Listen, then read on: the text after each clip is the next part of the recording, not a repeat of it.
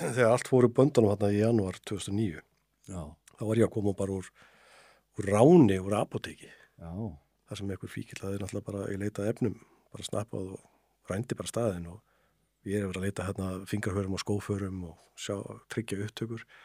Svo ég kem út í bíl, þá heyri ég bara neyðarkall frá Austurvelli. Það vantar alla tiltaka lögreglur með niðritir.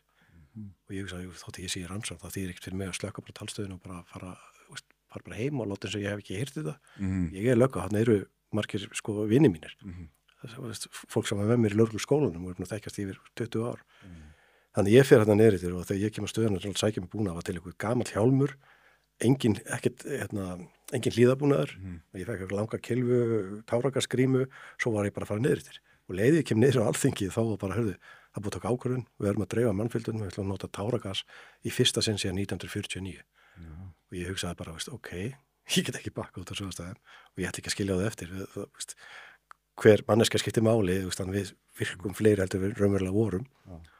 Þannig að ég er bara að fara að upplifa það að ég sé að fara að labba út með óvarðasveitinni og sérsveitamönnum og erum fara að nota táragas á samborgarna mína, skilur.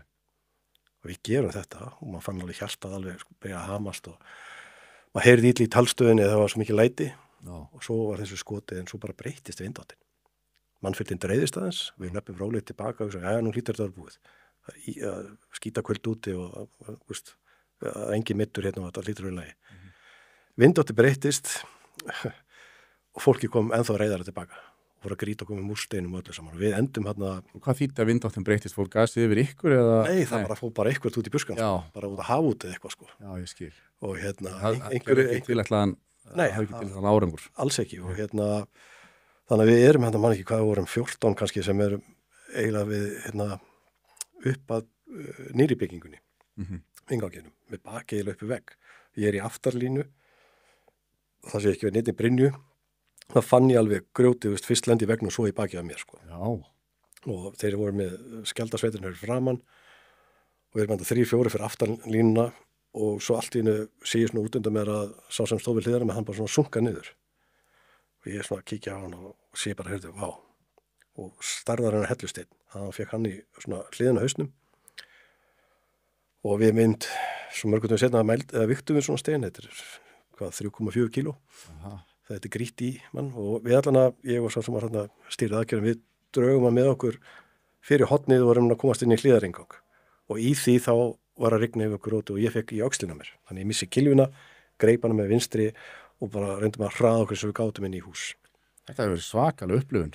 Þetta var virkilega vond upplifun og ég eyði síðan nóttinni með kollega mínum sem ég hafði miklu meira ágjör honum, þá reyndi að koma svaka bólga í öxlina, bara blættin á vöðva. En ég hugsaði minni mig og meira hugsa hann að hann var illa 8 ára og hvaða dagur væri hvað margir puttar og bara verulega vankaður. Þannig við síðan okkur í mókan að slysastild bakdæri megin, var að rífa okkur öllu fötunum þegar við vorum allir í gasi, gasduftinu.